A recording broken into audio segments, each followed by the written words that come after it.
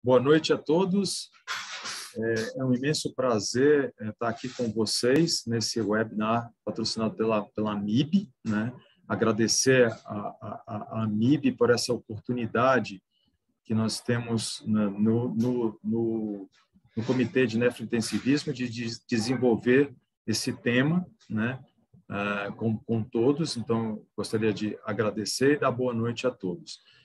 Eu sou Américo Lourenço Covello Neto, eu sou nefrologista, sou intensivista também, transito nessa área de nefrointensivismo há alguns anos, né? Trabalho aqui em São Paulo, no Hospital Alemão Oswaldo Cruz, né? E hoje nós vamos ter duas aulas, né? Infelizmente, o doutor José Mauro Vieira Júnior teve um problema de força maior e ele não vai poder estar com a gente, então eu vou assumir o lugar dele falando sobre gestão e qualidade em injúria renal aguda.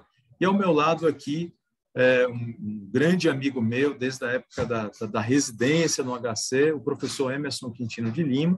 O professor Emerson Quintino de Lima tem a sua formação no Hospital das Clínicas, né, da USP, e ele é professor da Faculdade de São José do Rio Preto, na Faculdade Estadual de São José do Rio Preto. Tem uma enorme, né, qualidade, né, de militar nessa área de injúria renal aguda.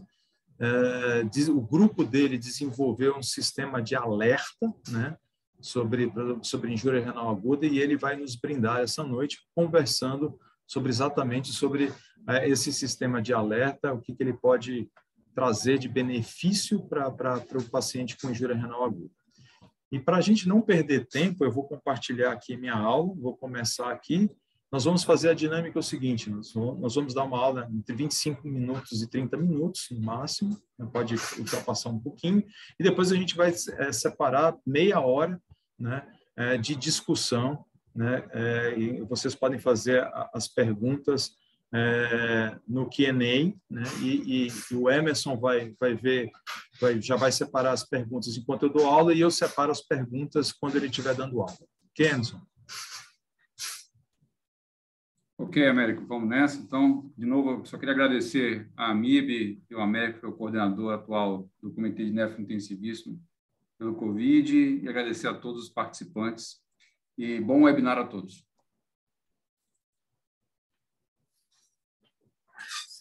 Então, pessoal, nos próximos minutos eu vou falar para vocês sobre o tema de gestão e qualidade de segurança em paciente com injúria renal aguda, né?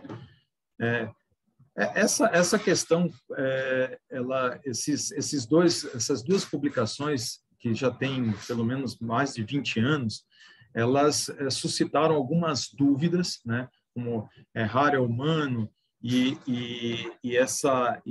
o abismo, né? Atravessando o abismo da qualidade. Porque suscitou várias dúvidas sobre o que é qualidade de segurança e se nós estamos dando qualidade de segurança para os nossos pacientes, né? Então, o que de fato significa a qualidade? A qualidade tem que ser a terapêutica, né? Ela tem que ser segura para o paciente, ela tem que ser efetiva no seu tratamento, centrada no paciente e obviamente, nos seus resultados do paciente, não no médico, não do serviço, né? Apropriada e oportuna pelo tempo. Então, eu tenho que ter uma terapêutica que eu tenho que chegar no tempo certo, na hora certa e com a medicação certa, a terapêutica certa. Ela tem que ser eficiente, né? E a gente tem que evitar o desperdício. Nós estamos em tempos difíceis, né? E ela tem que ser justa com relação ao acesso. Então, ela não pode ter discriminação, ela tem que ser equitativa para todos, né? Esse Instituto de Melhoria de Saúde americano, né, ele traçou, né, há 20 anos esse tripé, né, de qualidade para a população, baseado no cuidado dessa experiência, ou seja, do doente, né? Eu não tô vendo o câncer do doente, mas eu estou vendo a qualidade do meu tratamento, se eu tiro a dor, se eu esclareço o que eu estou fazendo para esse paciente, se eu entendo das suas características né, do paciente e trato ele, né, de uma forma integral, né? Também esse tratamento ele tem que ser custo efetivo, né? Ele tem que se pagar, né? E mais recentemente eles acrescentaram, né, mais duas variáveis, né? Ou seja, o triple endpoint aumentou para 5, né? Que é a satisfação no trabalho, ou seja, o profissional que tá atendendo esse paciente, ele tem que estar ligado, né? Ele tem que estar ligado e ele tem que estar útil, ele tem que estar motivado para tratar esse paciente, né? E a outra questão é da questão da equidade que eu já comentei, né?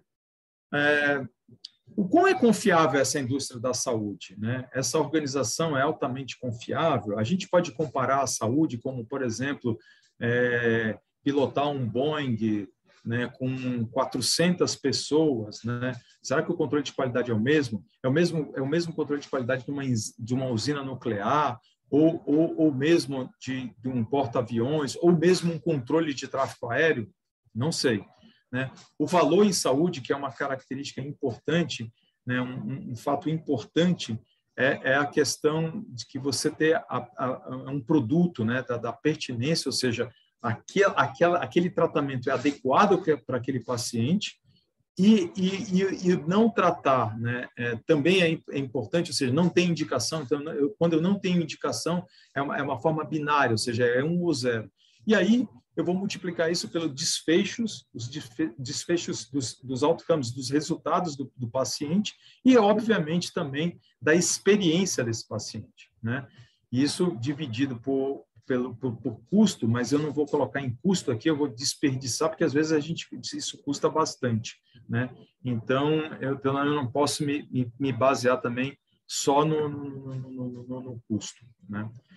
Então, esse autor, o Paul Bataille, ele cunhou uma frase muito interessante, né? Que cada sistema ele é perfeitamente desenhado para entregar os resultados que ele entrega. Então, na realidade, assim, se eu tenho que fazer aquele meu paciente que está com sepse, ele tem que receber o tratamento melhor para ele, baseado num processo, né? Isso pode ser no sábado à noite ou na segunda-feira de manhã. Eu não posso ter diferença. Eu não posso estar...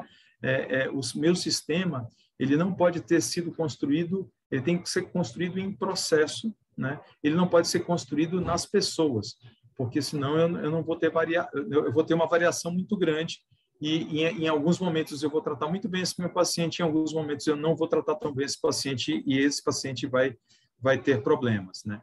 Então, o que os protocolos eles realmente eles são úteis? Eu sei que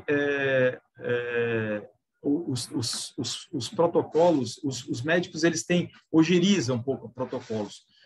Eu também não concordo que você tem que colocar protocolo para tudo, mas padronizar é muito importante, porque ele ajuda na tomada de decisão, na forma de educação, que a gente vai ver que é uma tecla muito importante, para padronizar assegura a qualidade, facilita a implementação dos pacotes de medidas, bundles, diminui os desperdícios e diminui o risco, inclusive, né, se aquele pacote de tratamento ele está rodando fácil, ele é importante, é muito mais fácil de eu justificar as fontes pagadoras, evitando litígio e evitando judicialização.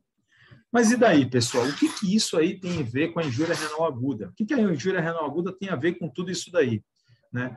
A injúria renal aguda é uma mistura de várias síndromes, né, que tem uma alta mortalidade e uma alta morbimortalidade, um custo elevado, bastante frequente em várias UTIs, por exemplo, a injúria renal aguda chega a ter 50% dos seus pacientes em UTI de complexidade, e aí a gente começa com as provocações. Nós temos indicadores confiáveis, entregamos um bom resultado, nós conseguimos medir esse processo, os desfechos, né, o manejo da ira, né, no dia a dia, né, a variabilidade do cuidado, né? Como é que eu lido com o meu serviço? Eu comparo com o serviço do Emerson, que compara com outros serviços para fora do país. A gente tem uma rede para a gente ver esses indicadores. Nós vamos discutir isso agora, né? A gente está cuidando de um paciente que tem esse cenário. São pacientes complexos, né, que estão em método dialítico com circulação extracorpórea, né, paciente grave, né, se você for ver, não precisa nem de SAPS ou SOFA ou mesmo de Apache, né? Só ver aqui a quantidade de bombas que esse paciente está, você já vê a gravidade dele, né? E outro cenário são os pacientes com dispositivos dialíticos diferentes, né?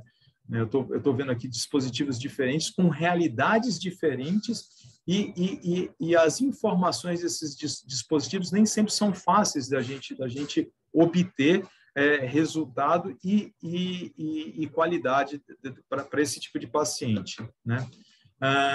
Outro cenário que a gente viu bastante no COVID, paciente em prona aqui sendo dialisado, isso do Instituto do Coração, que é um slide do Zé Mauro.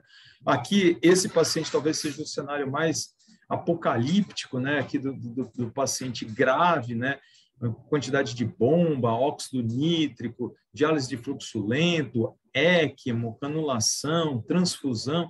Será que realmente esse paciente a gente está dando o melhor e a gente consegue quantificar esse tipo de cuidado? Nós vamos ver. Aí, quando a gente vai ver na injúria renal aguda, a gente compara, né, qual que é o método dialítico. Esse é um trabalho que já tem mais de 15 anos, mas comparando em que você pode, tanto no paciente crítico, tanto o método intermitente quanto o método contínuo, a gente a gente já abandonou essa discussão, né? O método contínuo é para um determinado paciente, o método intermitente é para um determinado tipo de paciente, mas os dois podem ser utilizados e não há diferença de mortalidade, né? E aí, por algum tempo, a gente achou que dar doses maiores de diálise, dialisar mais o doente, eu teria um desfecho melhor. Mas esses dois trabalhos aqui, o primeiro que saiu no New England em 2008, do grupo de Pittsburgh, do Palevsky, mostrou que não há diferença. E o Renal, logo depois, também não mostrou diferença, ou seja, eu dar uma dose maior de diálise não me impactou em mortalidade, né? E quando que eu começo a dialisar? Por algum tempo, a gente achou que, e eu também dei aula sobre isso daí, e continuo dando aula sobre isso daí, desde 2016, com o estudo ELAIM, que é um estudo alemão, né? Mas é um estudo muito unicêntrico, mostrou que você dialisar, uma estratégia de dialisar mais precocemente, você teria vantagem com desfecho de redução de mortalidade.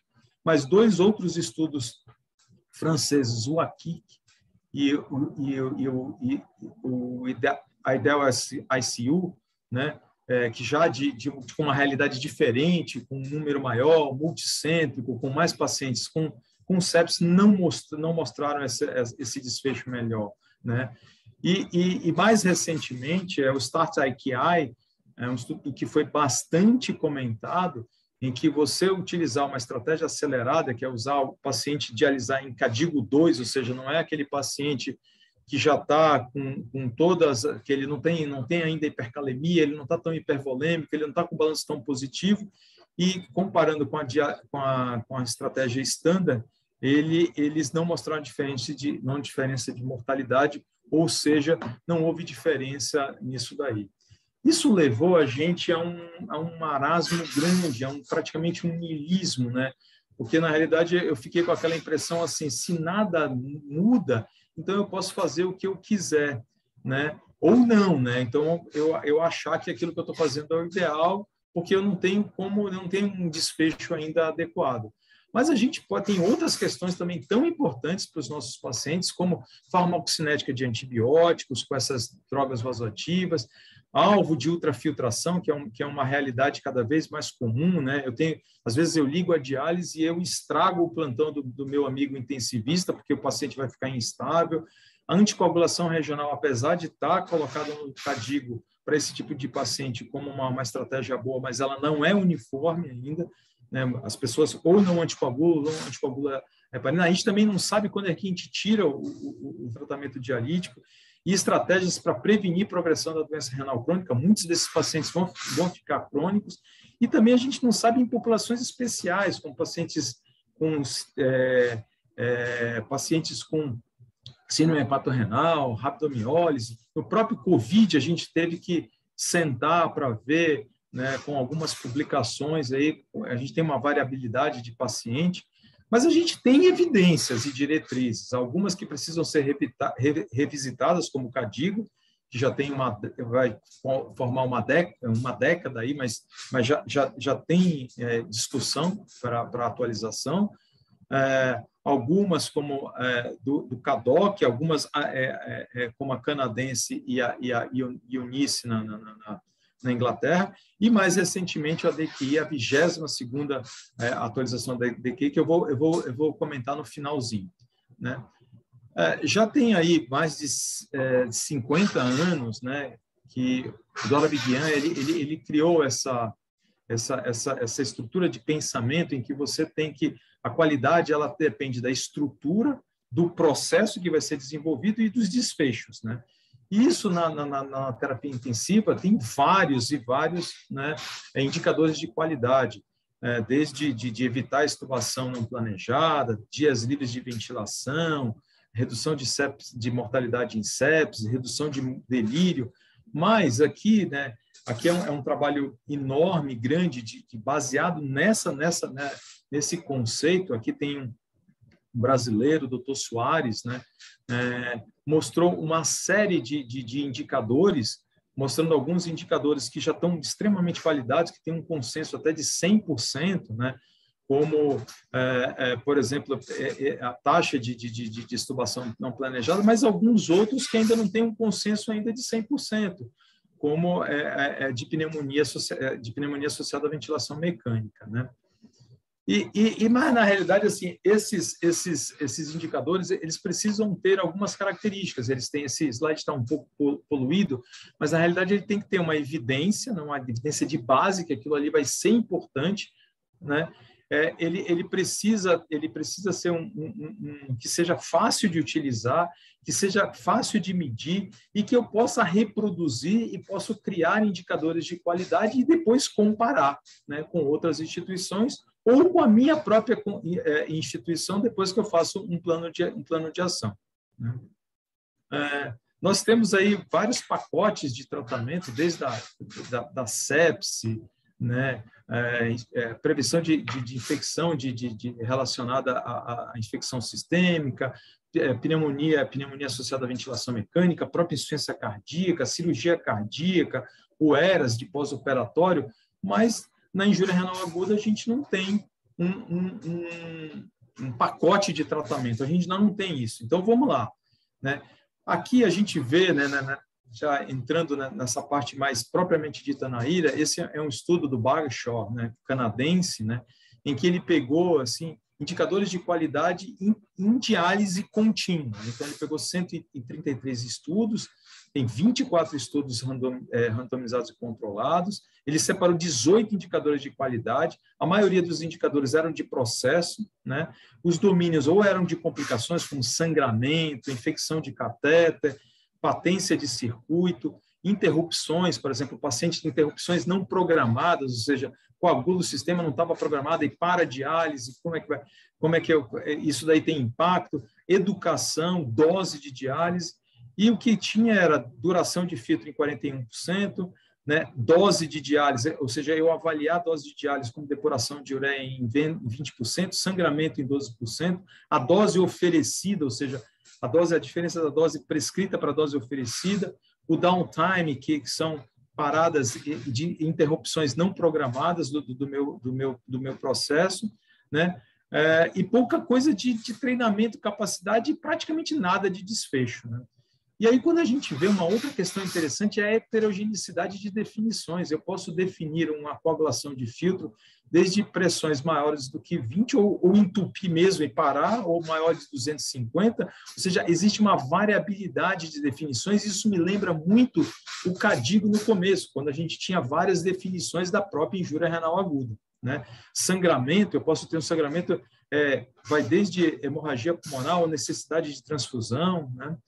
E aí tem uma outra questão muito interessante que os nossos pacientes sofrem bastante, os pacientes sofrem e o médico intensivista sofre, que é a questão da instabilidade hemodinâmica que esses pacientes durante a terapia renal. Então, isso é bastante frequente, né? Se vocês forem ver, até 70% das diálises convencionais eu tenho que aumentar um pouquinho a droga vasoativa, eu tenho uma hipotensão que isso aumenta o lactato. Isso também é comum nas diálises prolongadas, até 60%, e mesmo nos métodos contínuos também. 50% dos nossos pacientes, às vezes, fazem hipotensão. E nessa revisão aqui sistemática disso daí, publicado recentemente, em 2018, a gente vê que temos 5 estudos randomizados, né? E algumas estratégias elas são importantes, como aumentar o sódio da solução de diálise, diminuir a temperatura, variação de ultrafiltração, combinações das anteriores, e algumas que não têm efeito, como diminuir o volume sanguíneo, redução do tempo de diálise, diminuir o fluxo de sangue, que não funciona. Eu separo aqui 3, nesse estudo aqui, eu separo 3 estudos, alguns estudos bem elegantes, como esse estudo retrospectivo, que tem uma quantidade razoável, que tem uma estratégia multimodal, que houve uma redução de hipotensão, né? Um outro estudo também randomizado de crossover, pequeno, mas com um impacto muito grande em diminuir a temperatura da solução de diálise, e o trabalho randomizado do nosso professor de hoje, Dr. Emerson, né? É um trabalho randomizado em que ele combina, né, diminuição de temperatura, diminuição de perfil de aumento de sódio e perfil de sódio, e ele consegue reduzir essa taxa a redução de hipotensão em 50%. Né? Então, mas vejam vocês que mesmo com essas medidas que a gente emprega, isso daí não está desenhado num fluxograma como os cardiologistas têm, e eu tenho uma variedade grande, eu não tenho uma definição. Quanto que eu uso de sódio a mais? 145, 148, 140? Como é que eu reduzo o meu fluxo? Qual é que é a temperatura? A gente ainda não tem isso, né? E aí a gente já tem algumas estratégias até recentes com esse trabalho da doutora Etienne Macedo, lá no grupo do Meta, de San Diego, de usar a albumina para diminuir a hipotensão intradialítica. Esse daqui já é um outro estudo, agora já de 2021, mostrando, né, que na realidade essa estratégia é possível, e agora falta um estudo de farmacoeconomia, né, porque a albumina é uma medida cara e a gente às vezes precisa ver se é efetiva, né, a albumina. Mas a gente tem também estratégias, né, como medir essa questão da hipotensão, como avaliar esse paciente para evitar a hipotensão.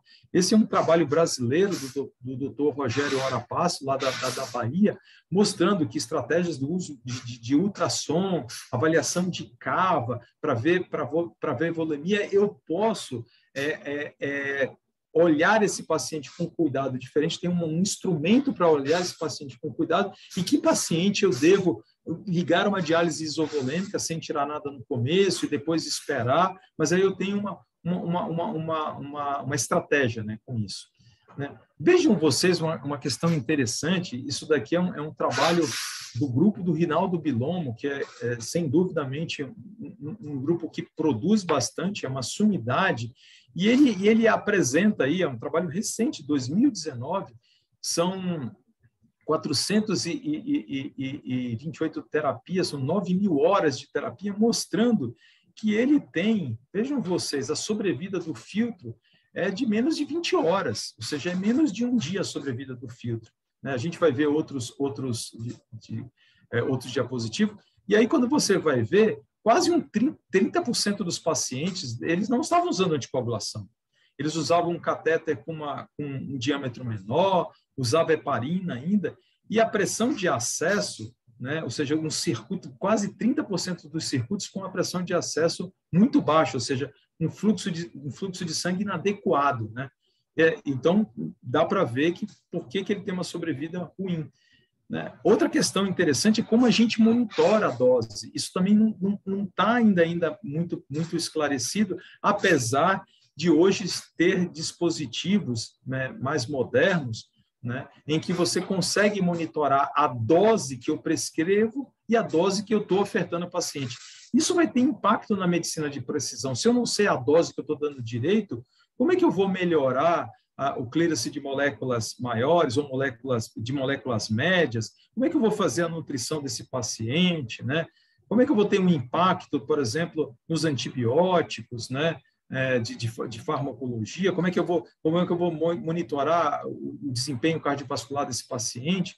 Então, na realidade, existe esse trabalho do mesmo grupo mostrando que esse downtime, ou seja, as paradas não planejadas, isso pode comer aí pelo menos ser de 1/5 a 1/4 do tempo médio desse paciente em diálise, ou por coagulação do sistema, ou porque o paciente precisa fazer um exame radiográfico, ou ele tem que ir para o centro cirúrgico fazer algum procedimento, ou a própria disfunção do catéter que a gente viu que acontece no grupo dele, né? Esse é um trabalho publicado no HC recentemente, na era COVID, no grupo de insuficiência renal aguda, que tanto eu e o Emerson fizemos parte desse grupo, né? Com uma estratégia nos pacientes de COVID da heparina e redução, né? Dando heparina mais citrato, uma redução do percentual de coagulação de filtro, né? Isso é uma estratégia interessante, né? Que foi utilizada, ou seja, você consegue, né, ter o problema e consegue ter uma solução para o problema. Mas esse trabalho mostrou um trabalho muito elegante do Alexander Zarbok, trabalho alemão, mostrando que realmente a probabilidade do filtro funcionar melhor é usar anticoagulação com citrato. Está demonstrado que é muito melhor do que heparina. É um estudo multicêntrico, extremamente elegante, publicado no JAMA, e mostrou aqui um desfecho muito melhor de uma sobrevida de filtro que vai próximo de 48 horas, que é muito melhor, que é mais ou menos a sobrevida do hospital, um pouco inferior da onde o hospital que eu trabalho. Eu vou também mostrar isso daí no finalzinho, mas já é um alento melhor, já é melhor do que do Bellomo, mostrando que o impacto, né, da anticoagulação com citrato na sobrevida desse filtro. Então, para ir para o final da aula, na realidade, eu preciso, né, eu preciso enxergar, né, ou eu vou cego para as coisas e continuo, né, que é uma coisa, mas eu preciso tirar a venda e ver o que eu posso fazer para melhorar a qualidade do atendimento do meu paciente. E, na realidade, a gente precisa ter dado, gente. Dado é uma coisa muito importante. Como o Deming falou, né, você não pode só acreditar, né, naquilo. Você pode até acreditar se você tem um bom serviço, mas o ideal é você ter dado para mostrar, para comparar, para ir bem além, e esses dados são importantes. Como aqui, esse estudo também, do Bagshot, junto com alguns outros autores, eles queriam mapear todas essas variáveis, desde variáveis demográficas, as variáveis de nutrição, da severidade do paciente, dados de diálise, né? Um dado a ideia era estabelecer critérios em 5.000 anos e colocar 22 mil pacientes, né? Mas esse estudo, infelizmente, ele foi parado. Ele foi publicado somente a forma de fazer, mas ele não foi à frente. Mas esse mesmo grupo publicou recentemente, esse ano, né, só na Universidade de Alberta, analisando 15 UTIs adultos e 3 pediatras, né, de 2 anos. Né, esse trabalho já está rolando, né, ele já está vendo a monitorização de alguns desfechos, usando algumas estratégias muito parecidas com o pessoal que a infecção faz, a infecção hospitalar, de auditoria, né? Ou seja, colocando alguns critérios importantes, né, de rever dose. Eu tenho que ter pelo menos 85% do meu tempo, eu tenho uma dose eficaz, eu tenho que ter um downtime menor que 15%, isso passando, inclusive, por uma avaliação de qualidade, de custo desses pacientes, né? E quando ele vai analisar, isso daí é análise de outros estudos. Esse estudo, eu vou colocar aqui o estudo do Griffin, que é um estudo muito interessante, porque ele é um estudo desde 2016 até 2017, em que ele vai sempre, ele tem uns ciclos, né, em que ele vai fazer uma avaliação, um cuidado com esse paciente para ele colher resultado. E vejam vocês como é interessante. Isso daqui é a variação de dose que ele tinha, né, colocando uma dose de 25 a 30, e a variação que ele tinha antes, né? Ele tinha aqui variação, às vezes, de 0. Ele não conseguia em nenhum momento dar aquela dose. E depois de um segundo momento em que, depois de toda uma qualidade, depois de todo um treinamento, depois de uma série ele conseguiu ter uma variação menor, né, e dar uma qualidade e uma dose de diálise melhor.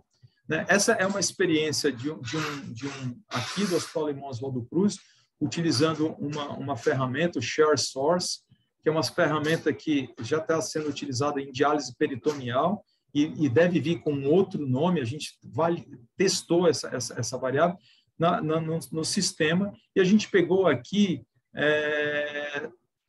basicamente 5 variáveis, né? O tempo de prescrição de instalação do método dialítico, ou seja, o nefrologista prescreveu e ser executado o método dialítico contínuo, a relação dose prescrita, dose ofertada, a avaliação de disfunção de catéter, avaliando pela pressão. Esse dispositivo, a gente conseguia captar, né, todos os dados de pressão, e a gente conseguia plotar e ver o que estava acontecendo, o percentual de downtime que para e a vida média do filtro dialisador. Então, a gente tinha aí um tempo médio de quase 5 horas, né?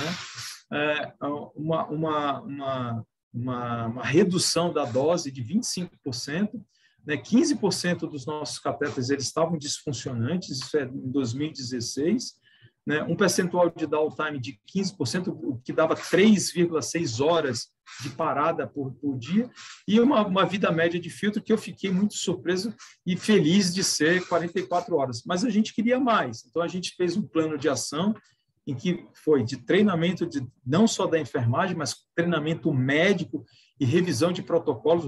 A gente utiliza o citrato trissódico há pelo menos 12 anos como anticoagulação regional, obrigatoriedade, por exemplo, de ultrassom, se montar com os intensivistas e os cirurgiões vasculares um time de catéter, né?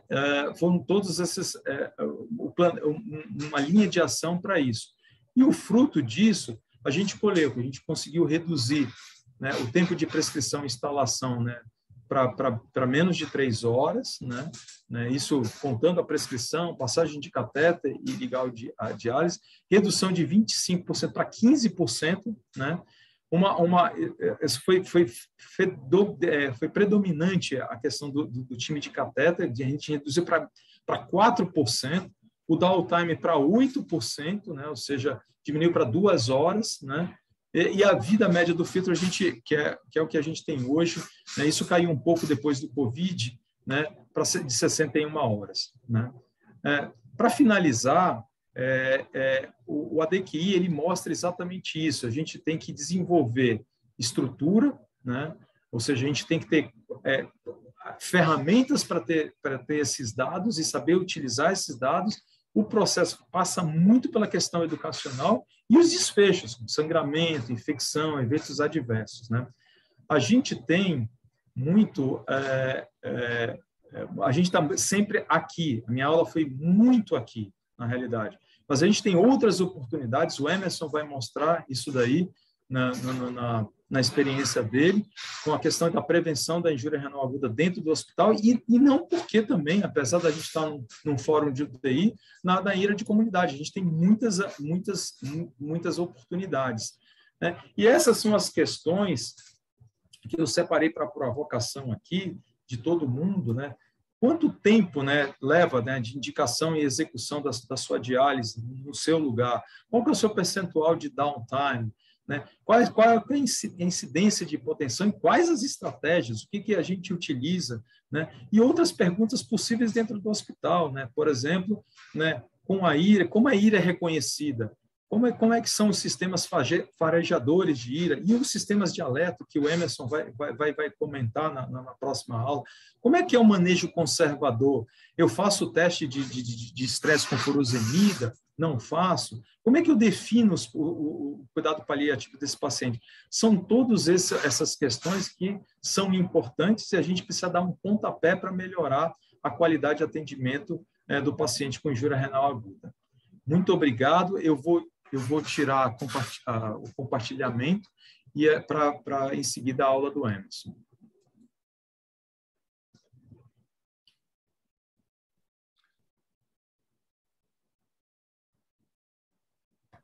Vamos lá compartilhar minha aula, Américo. Vamos lá, Emerson. Ok. Acho que está vendo as slides perfeitamente, né? Tranquilo?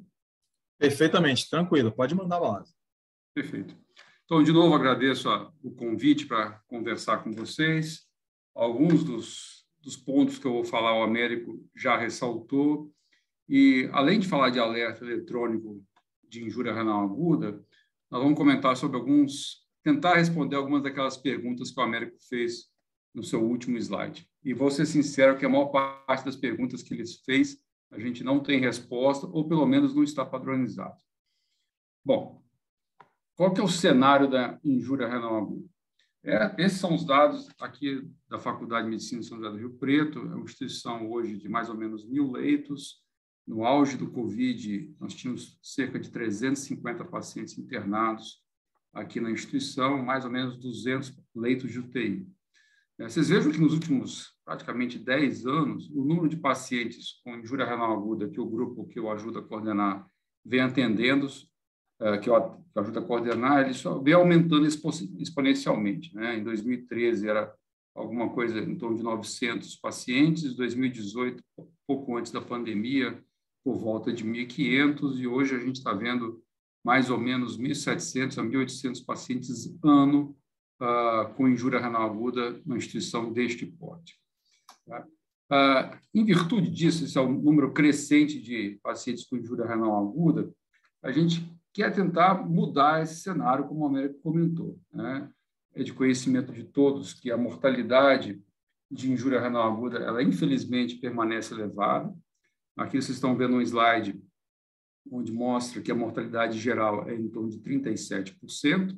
Em laranja é a mortalidade média dos pacientes em terapia intensiva, distribuído pelos dias da semana. Né? Vejam que curioso, né? Que a mortalidade aos finais de semana ela é maior, particularmente em terapia intensiva, e não há muita diferença em relação aos pacientes internados em enfermarias. Esse é o trabalho da Ana Carolina, uma das médicas assistentes do nosso grupo. Em pediatria, é a mesma coisa. Né? Então, vocês vejam que 64% dos pacientes internados durante a internação na terapia intensiva pediátrica desenvolvem lesão renal aguda, e a mortalidade também é muito elevada. Né? 30% dessas crianças, infelizmente, evoluíam ao óbito. E só para ressaltar que nesse trabalho, não incluía pacientes em pós-operatório de cirurgia cardíaca, só pacientes gerais em pediatria. Bom, um dos grandes problemas de injúria renal aguda é que o diagnóstico é tardio. Né? A Sociedade Internacional de Nefrologia lançou uma iniciativa de tentar evitar injúria renal aguda por causas potencialmente evitáveis, né? E nesse levantamento, só para relembrar, né? Injúria renal aguda, a gente faz o diagnóstico por duas variáveis, né? Creatinina e diurese, né? Nos estágios, como o Américo comentou, do CADIGO 1, onde há um aumento de 0,3 na creatinina em 48 horas, um aumento de 50% em até 7 dias, CADIGO 2 quando dobra a creatinina, o CADIGO 3 quando pelo menos triplica, e um critério de diurese quando cai para menos que 0,5 ml por quilo-hora por pelo menos 6 horas, é o estágio inicial. Vocês vejam que no momento do diagnóstico da IRA, nesse trabalho, metade dos pacientes, praticamente, eram reconhecidos no CADIGO 3, então nos estratos mais graves. Né? Como é que é na nossa instituição? Praticamente a mesma coisa, tá? Tanto em dias de semana quanto aos finais de semana, seja em terapia intensiva ou nas enfermarias. Cerca de metade dos pacientes com injúria renal aguda, perdão, aqui CADIGO 1, mas somando CADIGO 2 e 3, dá mais de 50% dos pacientes nos estratos mais graves. Tá? Naquele artigo que o Américo estava comentando por último, né, em tentar melhorar, né, os indicadores de qualidade em pacientes com injúria renal aguda, não muda muito dos processos de gestão em qualquer outra doença, em qualquer outro cenário. Né? Então, aqui está uma matriz, né, de steps, né, de passos que nós deveríamos seguir, né, tentando descobrir qual seria a prioridade, tá certo? Passando por análise de causa-raiz, com várias formas de tentar fazer isso, tá certo? Estabelecendo um objetivo, fazendo ciclos de análise, tá certo? Depois de custo-efetividade, disseminar as melhores práticas. Tá? Então, é isso que o Américo fez lá naquela iniciativa de tentar reduzir, ou tentar melhorar, na realidade, os indicadores de diálise na instituição dele. Esse slide vocês também já viram, que seria a jornada, né? A cadeia de cuidados do paciente com injúria renal aguda desde o seu início, né? Ela começa lá na comunidade, onde nós temos diversas oportunidades de modificação, de prevenção de injúria renal aguda. Ela passa por estratégias de prevenção de IRA hospitalar. Nós devemos melhorar o manejo dessa injúria renal aguda que se desenvolve dentro do hospital, evitando, se possível, a evolução para a diálise, e um desfecho que nós não comentamos aqui, ou passamos bem rápido, que é a evolução para a doença renal crônica. Existem trabalhos hoje mostrando que doença renal aguda é um grande fator de progressão para a doença renal crônica no futuro. Imagine o que vai acontecer no pós-pandemia, a quantidade de pacientes que podem eventualmente evoluir com doença renal crônica pós-Covid. Esse slide vocês também já viram, do Américo, mas aqui com indicadores de qualidade em relação à injúria renal aguda, tanto na admissão hospitalar, quanto na sua estadia hospitalar. Tá? Então, existem várias oportunidades de indicadores de qualidade de atendimento desses pacientes. E aqui, os indicadores que o Américo já havia comentado em relação à diálise. Mas o que eu queria focar com vocês aqui é dessas oportunidades que nós temos, eventualmente, de modificar a jornada do paciente com injúria renal aguda. E eu vou me ater a estratégias de cuidado hospitalar, tá certo? Principalmente os bundles de cuidado de prevenção, seja em terapia intensiva ou mesmo em enfermarias, baseados principalmente no impacto do alerta eletrônico. Nós podemos construir alertas eletrônicos de diversas maneiras. Tá? Há uma necessidade, portanto, que exista prontuário eletrônico na sua instituição. A maioria das instituições hospitalares no Brasil não tem prontuário eletrônico, sistemas de gestão hospitalar eletrônico. Mas, uma vez desenvolvido o alerta, esse alerta pode ser de qualquer natureza, seja um alerta eletrônico de injúria renal aguda, um alerta eletrônico de necessidade de prevenção de TEV ou de resultados de exames laboratoriais críticos.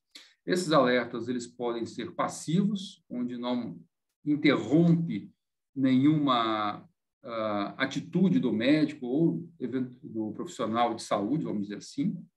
Talvez esses alertas tenham uma efetividade reduzida, e nós podemos passar por alertas onde intrusivos e que são eventualmente mais efetivos. Por exemplo, aqui na instituição existe um bloqueio na prescrição médica, onde o médico é obrigado a prescrever ou a, pelo menos, avaliar o risco de trombose venosa, senão ele não consegue prescrever.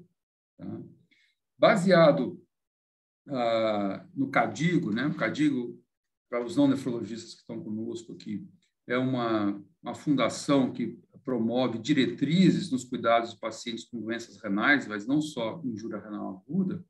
Na diretriz de 2012, né, que teve poucas modificações desde então, ela sugere cuidados para os pacientes com injúria renal aguda em seus diversos estágios, desde coisas muito simples, né, que é descontinuar o uso de agentes nefrotóxicos, a situações que já estão bem consolidadas, como evitar o uso de catéteres de subclávia para diálise. Tá? Então, esse aqui são sugestões de cuidados dos pacientes com injúria renal aguda em todos os seus estágios. Bom, em relação ao alerta eletrônico, eu sou da época ainda que a gente usava o pager, né, que recebia o alerta eletrônico, era ligar para tal ramal ou mensagens curtas. Né? Atualmente, tá certo, vai tudo para o celular. Então, aqui é a imagem do meu celular com o nome dos pacientes internados naquele dia. Então, pode ser alertas muito simples, como esses que eu estou mostrando para vocês. Mas, em relação à injúria renal aguda, existem alguns trabalhos bem interessantes na criação de alertas eletrônicos. Talvez um dos primeiros trabalhos tenha sido esse, quando o paciente desenvolvia injúria renal aguda e uma mensagem para o celular do médico assistente. Isso é um trabalho de terapia intensiva, mostrando que o grupo de pacientes alertados, os cuidados eram melhores. Tá? Então, trabalho de 2012, no Critical Care, mostrando o efeito do alerta eletrônico de injúria renal aguda. Há trabalhos que juntam esses alertas eletrônicos com sugestão de um bundle de cuidados, tá certo? Nesse trabalho aqui, a junção de um alerta eletrônico com um bundle de cuidados resultou numa melhora do reconhecimento da injúria renal aguda, interrupção de drogas nefrotóxicas e uma avaliação melhor da necessidade de fluidos. Entretanto, não houve melhora e aderência no protocolo de nefropatia induzida por contraste. Então, existem resultados conflitantes na implementação desses alertas eletrônicos. Aqui um outro trabalho mostrando que aqueles pacientes, aquele grupo de pacientes em que era preenchido um bando de cuidados precocemente, a sobrevida era melhor. Dando sequência, né, antes de mostrar a nossa experiência, aqui uma outra forma de pensar, mostrando sistemas de apoio à tomada de decisão. Né? Nesse trabalho, após a implementação desses sistemas de apoio à tomada de decisão em injúria renal aguda, houve uma redução na mortalidade, no tempo de internação hospitalar e no percentual de pacientes que necessitaram de diálise. Bom, então, mostrando a experiência aqui da instituição, que nós criamos um alerta eletrônico e um protocolo institucional de cuidados em injúria renal aguda. De novo, esse é o trabalho da Ana Carolina, que é uma médica do nosso grupo, sobre um grupo grande de pessoas envolvidas, não só médicos, mas enfermeiro, farmacêutico e os colegas da TI também. Tá? Os critérios de inclusão nesse trabalho foram pacientes maiores de 18 anos, excluindo os pacientes internados para nefrologia clínica e transplante canal, que a gente pressupunha que os cuidados já estariam estabelecidos a princípio nesses pacientes, não precisaria reeducá-los, os nefrologistas, na realidade. Os pacientes internados nos cuidados paliativos, aqueles pacientes com doença renal crônica e os pacientes que já eram admitidos com a creatinina maior que 4. Aqui só um slide para mostrar a complexidade que foi montar esse alerta eletrônico, baseado nos critérios CADIGO. Então, na realidade, nós desenvolvemos um robozinho, né, como eu costumo brincar, ele lê todo o laudo de creatinina emitido pelo laboratório e compara com o laudo anterior. Então, se aumentar 0,3 na creatinina sérica em 48 horas ou aumentou 50% em até 7 dias, há um disparado, um alerta eletrônico no prontuário do paciente, aparece lá, alerta, provável lesão renal aguda. Então, isso aparece para todo profissional de saúde da instituição, a gente sugere que clique no link e aparece lá uma sugestão de um protocolo de cuidados. A gente relembra que injúria renal aguda é uma emergência médica, a gente relembra as principais causas de injúria renal aguda, nesse acrônimo, né, que é o STOP, nós adaptamos de um projeto do Reino Unido, né? S de sepse e hipoperfusão, T de toxina, O de obstrução e P de doença renal primária.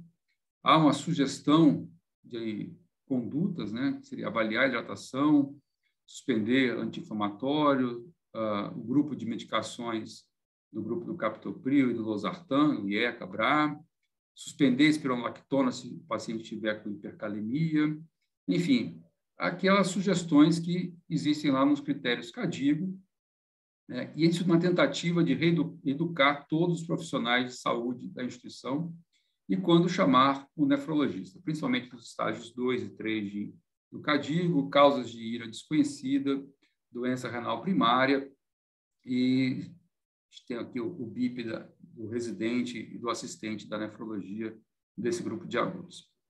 A gente criou também um painel de monitoramento, então eu consigo, desde essa época, saber todos os pacientes que apresentam injúria renal aguda na nossa instituição, separados por enfermarias, UTIs, cada uma delas. Também vai um alerta lá para o profissional de enfermagem, para deixá-los atentos aos cuidados de balanço hídrico e diurese. A gente fez isso em 2018, então, nos primeiros 6 meses, nós ficamos com o alerta desligado, vamos dizer assim. Aí, em julho de 2018, nós começamos esse alerta, fizemos uma educação multidisciplinar para todas as equipes de enfermagem, todas as equipes médicas da instituição, e no segundo semestre nós soltamos esse alerta para ver o que ia acontecer.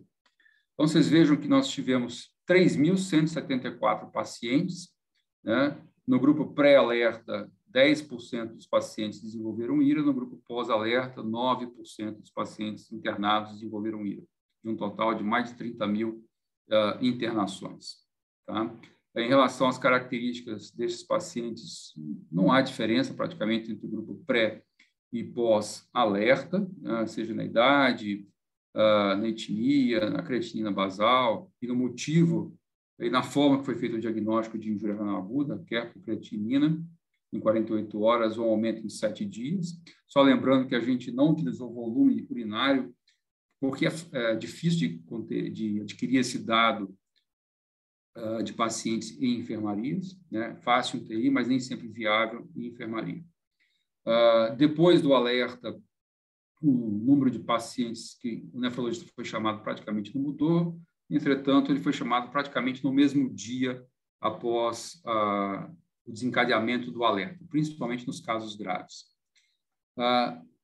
É interessante esse dado porque a gente conseguiu, de uma forma de educação e do alerta eletrônico, a maior parte dos pacientes que antes estavam nos estratos mais graves, né, no CADIGO 3, então houve uma redução de CADIGO 3 e um aumento de CADIGO 1, né, nas fases iniciais de injúria renal aguda.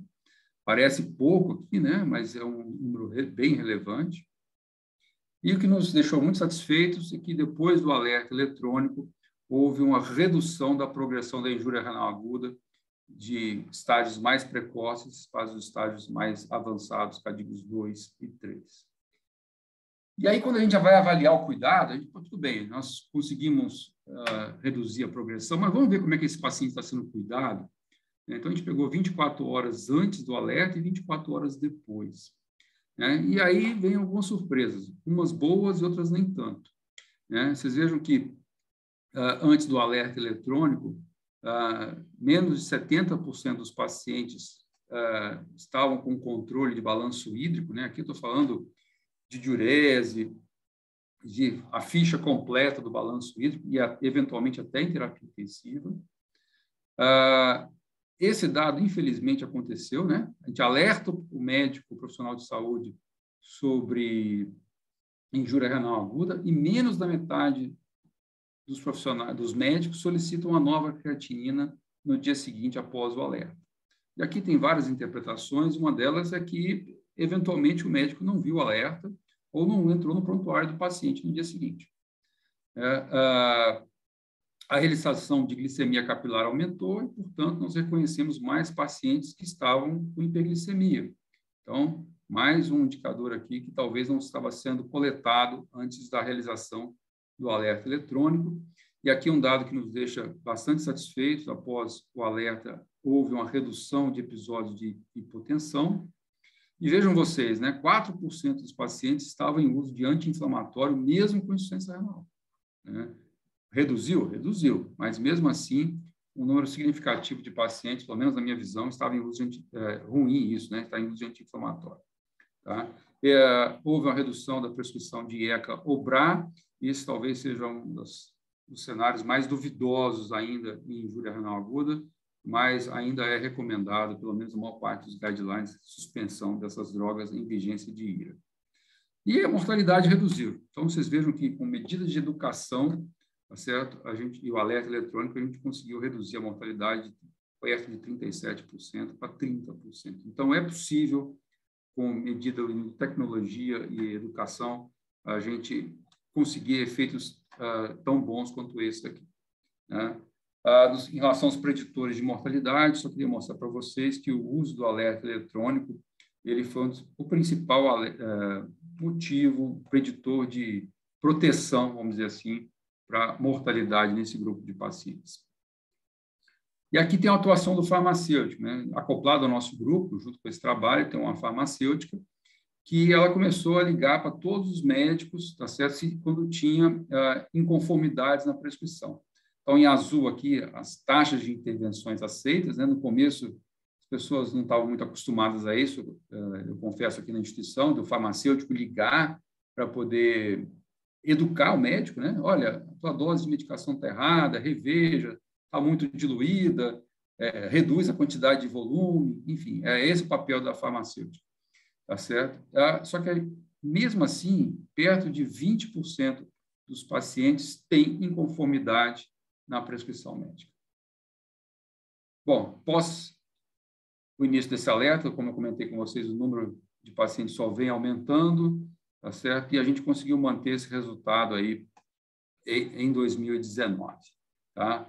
Eu atualizei esse slide de hoje, né? Vocês viram que hoje de manhã tinham 750 pacientes internados na instituição e a prevalência de injúria renal aguda continua muito alta, né? 12% dos pacientes internados hoje dentro da nossa instituição apresentam injúria renal aguda.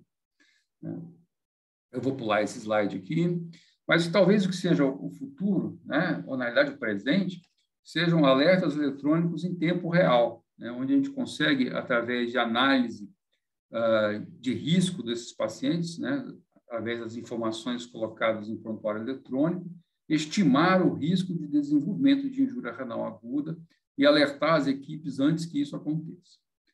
Isso já aconteceu, tá certo? É uma iniciativa do Google, né, um modelo de inteligência artificial com mais de 700 mil pacientes, uma capacidade de predição ainda não é excelente, mas mais da metade dos episódios de IRA foram preditos e mais de 90% daqueles pacientes que desenvolveram injúria renal aguda com necessidades diárias, esse modelo de inteligência artificial foi capaz de predizer, e com isso 2 dias antes do evento. Então, existem um mar aqui de oportunidades de inteligência artificial neste cenário de injúria renal aguda.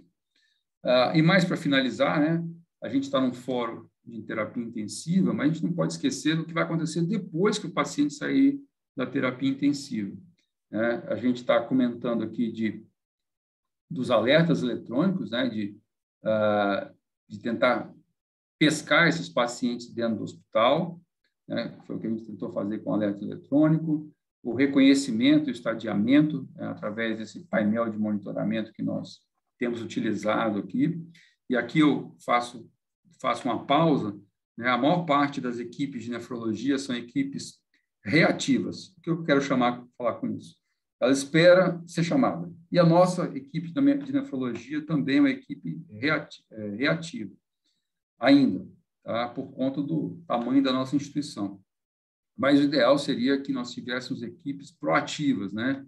Que, através desses painéis de monitoramento, na realidade de risco, né, nós pudéssemos atuar mais precocemente em relação à injúria renal aguda ou, se puder, até antes do seu desenvolvimento. Tentar, com mecanismos de apoio à decisão dos não especialistas, principalmente, porque a maior parte dos pacientes com injúria renal aguda não vai ser tratada pelo nefrologista, ele nem vai ver o paciente. Como eu mostrei para vocês, 25% apenas dos pacientes com injúria renal aguda é vista pelo nefrologista aqui na nossa instituição. A questão de diálise, o Américo já comentou. E saber o que vai acontecer depois, né? Então, hoje, a gente encaminha para o nosso ambulatório de pós-injúria renal aguda, né? Então, aqueles pacientes, principalmente com estadio 3 de injúria renal aguda, a gente manda para o ambulatório, de novo, a sequência do trabalho da Ana com todo o nosso grupo aqui de injúria renal aguda.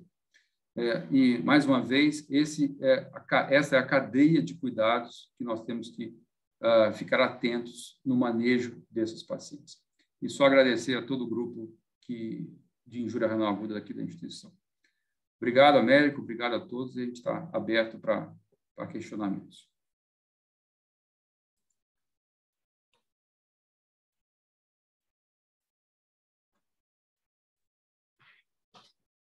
Obrigado, Emerson, pela excelente apresentação. Eu acho que ficou bem claro para todo mundo que essa questão do alerta ela tem espaço, né?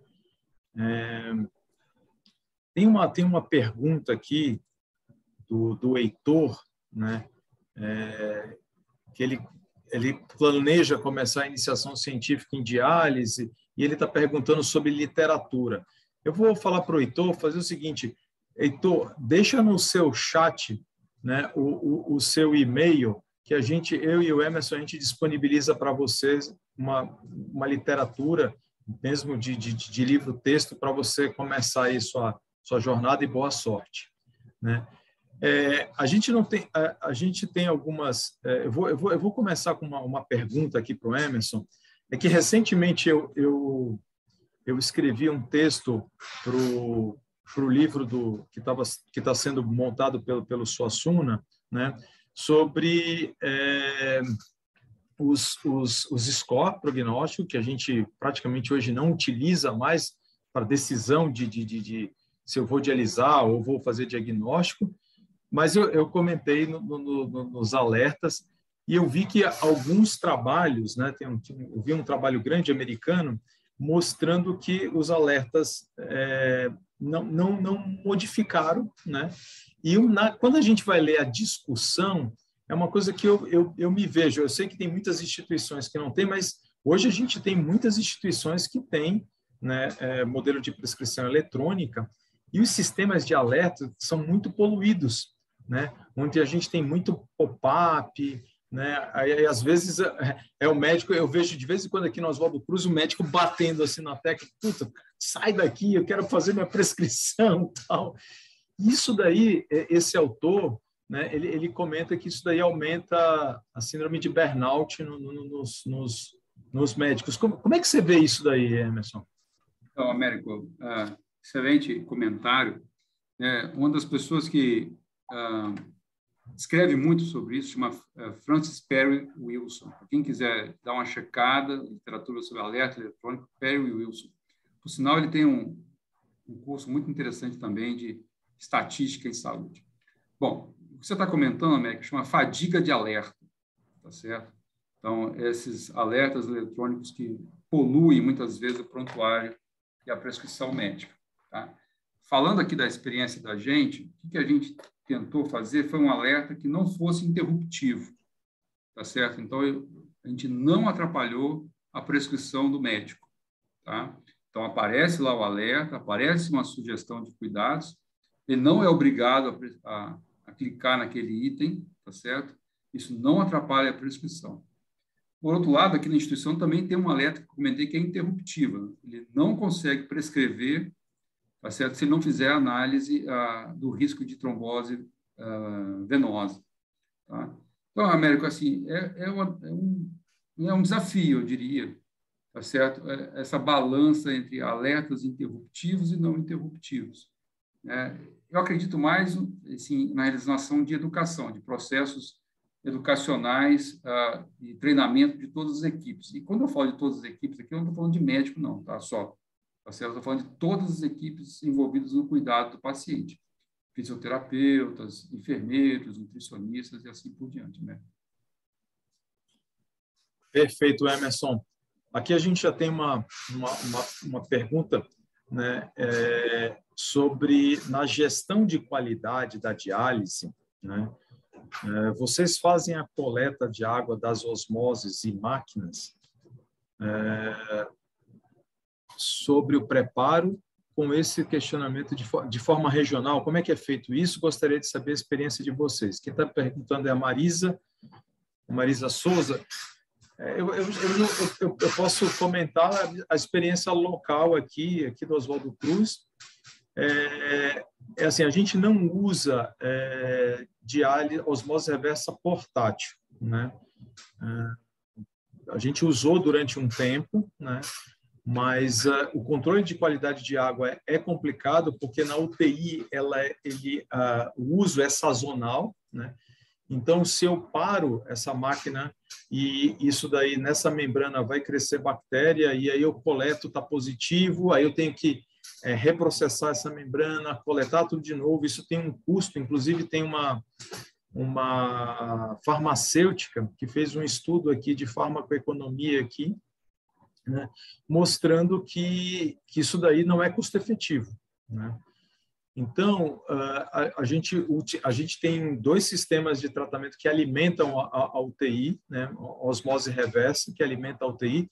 Ele não é para todos os leitos, porque eu não tenho um looping suficiente para isso. Nesses leitos, é colhido, né, mensalmente, aleatoriamente, a coleta de água, né? E da máquina também, mas isso não é de todos os pontos, isso é aleatório, baseado num programa, né, que a engenharia clínica desenvolveu aqui, em que eu vou coletando de vários pontos dentro do hospital. Então, sim, é coletado. E uma outra estratégia para os leitos que não tem ponto de diálise, e às vezes eu preciso, como, por exemplo, a gente se viu no COVID, né, usar máquinas tanque, né, o sistema Genius, que nós temos aqui, foi muito útil porque eu só tenho que coletar lá na estação de tratamento do sistema e eu não preciso coletar das máquinas, né? Porque é feita uma desinfecção, né? Toda vez que eu uso essa máquina é uma desinfecção e eu coleto só a água da estação de tratamento. O Emerson também pode complementar alguma coisa com a experiência dele. Américo, aqui na instituição, a gente é uma instituição pública, né, praticamente, então tem leitos privados também, mas a gente tem a estratégia de diálise aqui é diferente, né? Então, o carro-chefe, vamos dizer assim, aqui é diálise estendida, né, SLED, né, de 8 horas, 6 a 8 horas, né? Então, a gente tem os 2 sistemas, tanto o sistema da marca Fresenius, que é a Genius, que você também utiliza aí, que é, por sinal, que a gente utiliza mais, e tem diálise com máquinas convencionais com osmose reversa portátil, tá? Então, segue as recomendações, as diretrizes da Sociedade Brasileira de Nefrologia, da Anvisa, sobre cuidado de água, da RDC. Mas o desafio é o mesmo que você comentou. Américo, tem uma pergunta muito interessante aqui no chat, do Luiz Cláudio Santos. Ele comenta assim, com relação aos cuidados desses pacientes hospitalizados, qual que seria o papel aí do hospitalista, né? E o que você pensa sobre isso, Américo? E como é que foi a experiência de vocês, particularmente com esse grupo de colegas hospitalistas aí no COVID? Excelente pergunta, Luiz Cláudio. O hospitalista ele tem um papel que eu considero um papel fundamental, né? Porque esse profissional é um clínico, né? Durante um tempo, o grupo de hospitalistas do hospital estava muito ligado à clínica médica. Hoje ele está mais ligado à terapia intensiva, mas a gente tem um link muito bom, né, com eles, né? E a gente inclusive teve uma abordagem educacional. Eles participam de algumas atividades do serviço de clínica médica, para a gente, ele seria o clínico que vai deflagrar o processo, né? E vislumbrar o problema, né? Ou seja, é lógico que ele precisa ter ferramentas, né? E essa tua ferramenta seria, eu vejo, né? Porque não é nem para o nefrologista, é para esse tipo de profissional que ele vai começar o processo. Para mim, eu acho que é ele que vai começar o processo, por exemplo, na injúria renal dentro de um hospital, é o hospitalista. Dependendo do que você coloca, os critérios que ele vai seguir, ele é acionado e ele começa o processo. A experiência aqui do hospitalista, para ir, a gente ainda não tem, né? Isso ainda está em planejamento. Mas a gente tem como, por exemplo, para sepsis, já tem um protocolo em que o hospitalista que é o deflagrador, para monitoramento de prevenção de TEV, né? Também, né? A nossa prescrição ela não é como a sua restritiva, não permite, mas ela dá um alerta. E o que a gente utiliza bastante, Emerson, o segundo profissional que a gente utiliza bastante, e a experiência é muito boa, é a farmacêutica. Isso. Né? A gente, no começo, teve muita restrição, porque não é do médico aceitar que um outro profissional vai questionar, mas eu comecei com um trabalho pequeno, piloto, de dosagem de vancocinemia e orientação para os pacientes. Isso já se transformou agora para anticoagulação, para interação, né? Elas utilizam o Lexicomp e elas ligam para o médico. Doutor, olha, o senhor prescreveu aqui um Eliquis para o paciente, uma Pixabana, mas esse paciente ele está em diálise, é isso mesmo? Tudo?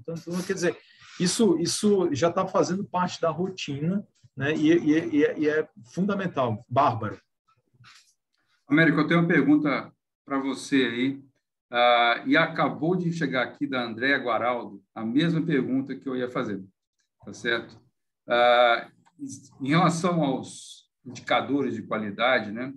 Mas eu acho que se talvez o que nós estamos discutindo aqui, a pergunta da Andréa, seria indicadores de não qualidade, na realidade, né? Porque seria a variabilidade que existe em relação ao treinamento de equipes, de prescrição, mas o ponto que a Andréa Guaraldo comenta aqui é em relação à variabilidade, como fazer correção de antibióticos em pacientes com injúria renal, tá certo? Como é que você costuma fazer no dia a dia, Américo? Comenta um pouquinho sobre as fórmulas, sobre cinética de creatinina, comenta um pouco aí.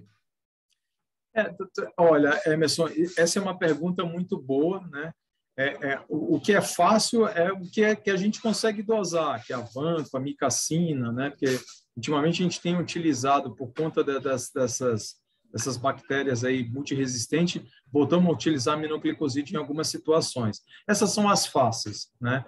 Agora, do ponto de vista de correção de dose, né, eu vou falar para você que em diálise eu corrijo, né? E uma questão interessante é você saber, hoje, em alguns dispositivos, né, a gente, de métodos contínuos, a gente tem a dose do efluente que você está dando de diálise, em que isso daí você vai avaliar, né? Então, por exemplo, num paciente que tem uma dose de efluente, em que ele está utilizando aí, trocando aí um clearance de 30 ml por quilo por hora, né? Isso daí vai transformar esse paciente num renal crônico com 30 ml por quilo por hora. Esse é o clearance dele.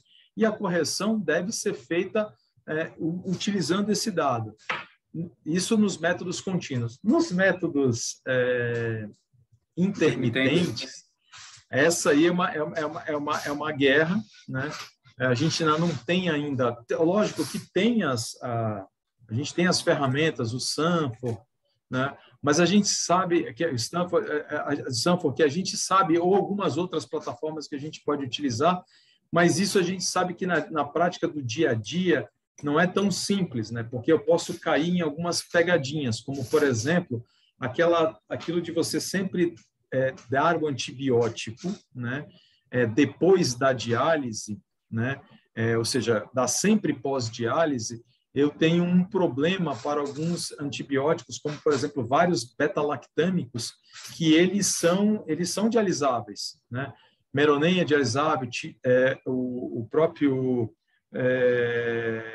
Meronem é dialisável. Então, esses antibióticos, às vezes, se eu der sempre pós-diálise, eu vou fazer subdose durante eu estou dialisando, principalmente nessa diálise que você está utilizando aí, que é a diálise contínua, ou, desculpa, a prolongada, a excelente, prolongada.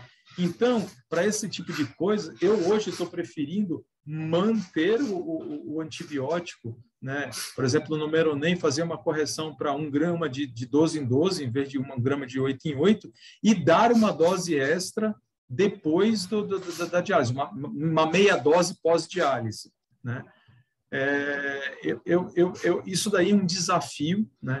Agora, recentemente, a gente teve uma aula sobre isso daí num outro curso, e mesmo especialistas disso se enrolam sobre isso daí, viu? A gente não está fechando.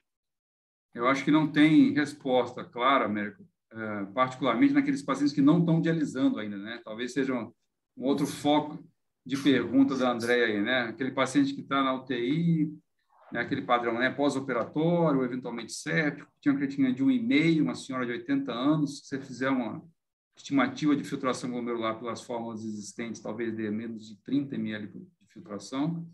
No dia seguinte está com 2,2 de creatinina, e aí? Como é que eu vou dar a dose do meropenem? Tá certo? Como é que eu vou dar a dose da linezolida e assim por diante? Linezolida não precisa corrigir, mas enfim, de outras drogas que são de correção, né? Talvez esse aqui é o grande desafio, né? E você falou bem da cinética de creatinina, ainda tem um outro fator, né, Emerson, que é a questão do balanço hídrico positivo que às vezes esses pacientes estão.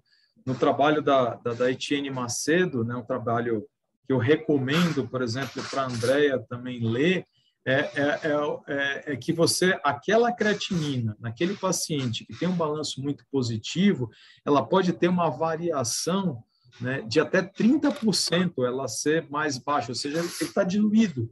Então, aquela creatinina é para o outro lado. Então, você pode estar utilizando uma creatinina para fazer um cálculo, né, e ela pode estar muito pior, essa creatinina, pode estar 30% a mais, e se você for ver nos critérios CADIGO, isso pode até mudar, né, ele de classificação e de prognóstico, né?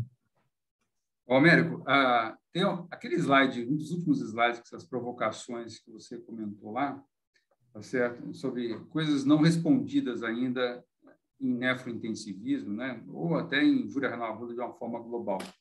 A primeira pergunta que eu ia fazer, a Andréia já fez, aí, né? Que é antibiótico e correção, né? Mas eu tenho pelo menos uma que eu queria te provocar, né? Nos primeiros slides que você coloca lá, em termos de qualidade, isso serve para todas as áreas, é a questão de pertinência, né, que é um balanço fino aí entre diversas variáveis. Então, eu queria uma reflexão sua, Américo, sobre pertinência de diálise em terapia intensiva, tá certo? Então, sabe, porque a gente, como nefrologista, a gente corre o hospital inteiro, né? Então, voltando aqui para o chão, aqui, né, para coisa bem prática, né? Quem de nós, nefrologistas, não foi chamado para ver um paciente, tá certo, que na nossa avaliação não tinha indicação de diálise, na avaliação do colega tinha? Como é que você lida aí com isso no dia a dia, Américo? O nefrologista, ele tem essa questão, porque, na realidade, na maioria das vezes, o doente não é teu, né? Você não é o capitão do time, né? Você está como talvez a gente tenha esse mesmo problema, o nutrólogo também tem esse mesmo problema, porque ele é chamado para ver, e às vezes o cirurgião quer fazer um tipo de nutrição parenteral que ele não é o melhor para aquele doente. É assim, Emerson, na minha prática do meu dia a dia, né, tem uma questão que é a questão de você, do convencimento, e você explicar, né, baseado na literatura, né, o que você tem, mas eu confesso a você que em algumas situações é muito difícil de você argumentar, principalmente quando você tem um doente. Por exemplo, quer ver uma situação muito complicada, é com os oncologistas, às vezes, que o paciente está na 8ª linha de quimioterapia, teoricamente, ele tem um prognóstico, ele tem uma insuficiência renal, você vê que aquele paciente não tem um prognóstico, inclusive vários, né, a Harvard agora tem saiu publicado do Brigham, que é o SCAMP, né, que você tem que avaliar, então, inclusive até cuidado paliativo, se perguntar para o médico, mas esse paciente, ele tem qual que é a sobrevida dele em 6 meses, né? Para te nortear, algumas perguntas que são importantes. Mas eu vou te falar que a pertinência, né, nesses casos é complicado, né? Porque, na realidade, você pode estar utilizando uma metodologia que é fútil, né? Então, você, naquele cálculo lá, você vai multiplicar por 0. Então, na realidade, não vai ter nada, né? Não vai ter nenhuma vantagem você dialisar. São perguntas que a gente ainda não tem, né? Na realidade, teve uma mesa de discussão, né, um congresso há 3 anos atrás, que eu fiz parte, né? E, na realidade, eu coloquei exatamente essa situação, é que você não é o capitão do time, né? Você não decide, né? Então, tudo bem que você tem que convencer, baseado na tua experiência. Inclusive, uma coisa importante, Emerson, é os teus dados locais, valorizar os teus dados locais. Olha, doutor, a gente tem aqui, a gente fez uma análise dos últimos 100 casos com pacientes com esse perfil e aconteceu esse desfecho. Será que vale a pena a gente utilizar isso aí? É uma outra forma de convencimento, né? Por isso que, por exemplo, trabalhos como o teu, de coleta de dado, né? Eles são muito importantes para depois você mostrar, olha, eu tenho dado disso daqui e já não deu certo. Nós vamos mesmo entrar nessa roubada? Então, eu acho que essa que é a questão. Sabe, Américo, acho que a gente não tem ainda perguntas no chat, a gente vai suscitando aí as dúvidas, né, antes de a gente chegar aí mais perto do fim. Mas uma outra dúvida que eu me coloco aqui, queria dividir contigo, né?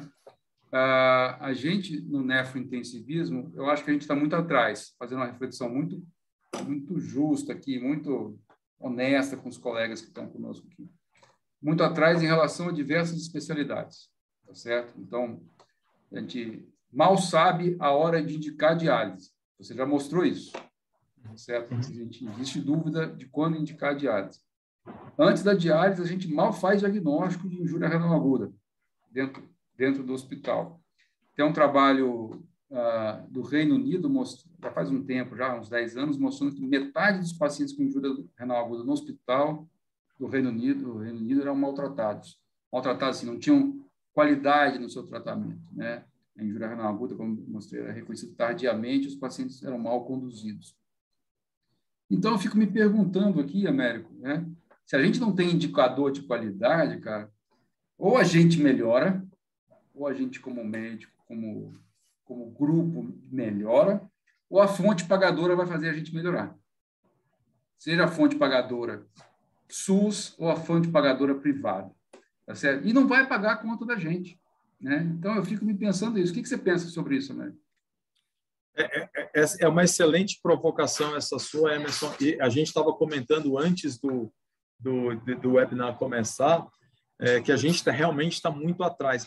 Porque eu vejo o seguinte, Emerson, a gente também levou muito tempo, né? Por exemplo, o CADIGO de injúria renal aguda, né, é de 2012, então ele completou 10 anos só. Então, 10 anos que a gente está sabendo pelo menos do diagnóstico. Eu nunca me esqueço uma aula que uma aula do Luiz Iu, que ele mostrava, né, as alterações, né, os diagnósticos, a grande variação de diagnóstico de injúria renal aguda, que naquela época era insuficiência renal aguda, que tinha aquela célebre piada que insuficiência renal era aquele Papai Noelzinho puxando um trenó sem 2 renas. Era insuficiência renal. Ou seja, você tem vários diagnósticos, né, mas você não tem um norte. Então, a gente tem 10 anos que a gente tem diagnóstico. Né? Vamos lá. Só que eu acho que, na realidade, o que falta é a gente uniformizar condutas, né? Você que faz parte do Departamento de Injúria Renal Aguda, né, em que o Luiz Yu, o Suassuna fazem parte, né, para dar um norte, né, na realidade, nesses indicadores de qualidade. A gente precisa sentar e ver os indicadores, porque essa é uma preocupação que você comentou, é muito importante. Daqui a pouco os gestores começam a ver, injúria renal aguda é cara e a mortalidade não muda. Então, vocês precisam melhorar isso daí, vocês precisam melhorar a diálise, vocês precisam melhorar, né, a qualidade. Eu acho que a solução para isso daí, né, nos trabalhos que eu vi e que eu li, né, passa por educação, você fazer treinamento maciço, né? A gente viu isso daí, a gente sentiu na pele essa questão do Covid, quando, por exemplo, muitas enfermeiras treinadas, né, habilitadas, pegaram Covid. E aí o hospital teve que contratar gente que não estava ainda inteiramente treinado, inclusive a equipe médica. Então, a gente caiu, todos os nossos indicadores caíram, né? Tempo o filtro coagulou mais, né? Não é só por conta do que o Covid causa mais trombose, não do filtro. É porque também a gente estava pior, porque então você vê que a educação ela é muito importante, né? Você educar, eu acho que precisa definir os critérios, cada instituição precisa ser os critérios, analisar, comparar, né, e ver. É lógico que tem aquilo que você acabou de comentar, que são as realidades locais, né? Eu não posso comparar, né? Não posso comparar, né, quem faz SLED como você faz, mais SLED do que eu que faço mais método contínuo. Mas eu posso comparar, por exemplo, alguns outros fatores, como, por exemplo, do chamado do nefrologista da prescrição para começar a diálise. Isso é uma coisa, se já está prescrita a diálise, eu tenho que começar a diálise o mais rápido possível, porque senão isso vai ter impacto no meu doente, né? Mas eu concordo contigo. E eu acho que o que vai fazer a gente mudar vai ser a fonte pagadora. No bolso a gente sofre, entendeu? Ou a gente muda ou a gente sofre. Eu concordo contigo, plenamente contigo. Emerson, eu ia te fazer uma pergunta, o seguinte, você notou nos teus dados, se o sistema de alerta, porque assim, na injúria renal aguda, a gente tem um balaio de gatos, né? Ou seja, a gente tem o paciente com sepse, tem o paciente com síndrome hepatorrenal, se tem o paciente com cardiorrenal. Se no sistema de alerta, nesses grupos específicos, isso mudou alguma coisa? Por exemplo, no caso do paciente oncológico, por exemplo. Tá. Quando a gente montou o alerta, Américo, a gente não consegue, pela forma que a gente desenhou o alerta, na forma que todos os alertas são desenhados no aparelho eletrônico, saber especificamente esses grupos. Então, hepatorrenal. Então, eu consigo saber por enfermarias, né, ou melhor, pelo grupo que internou o paciente, qual é o grupo de pacientes, né? Então, o paciente da cardio, da onco e assim por diante, né? Então, tanto é que a gente colocou lá que o grupo de pacientes com oncológicos, o grupo de pacientes com doenças respiratórias, eram os pacientes mais graves e eram fatores preditores de mortalidade. Tá? Então, esse alerta que a gente criou, ele não é 100%, tá certo? E, inclusive, só a gente perde doente, para falar a verdade. Então, aquele paciente que entra no hospital com a creatina de 3, por exemplo, onde eu não tenho creatina prévia e a creatina vai caindo, esse paciente é um paciente com injúria renal aguda, então que o alerta não consegue detectar. Tá? Então, a gente tem subestimação. Então, quando eu vou falar, assim, pelo menos 10% de todos os pacientes no hospital têm injúria renal aguda. Tá? Na minha instituição, na sua e na de todo mundo. Perfeito, Emerson. A gente não tem mais perguntas aqui, mas tanto eu como o Emerson, a gente disponibilizou aí os nossos e-mails, né? E tem eu fiquei aqui de mandar para o Heitor, eu vou mandar para ele algumas coisas importantes para ele, e eu gostaria de agradecer imensamente a oportunidade que a MIB traz para a gente, de a gente difundir conhecimento.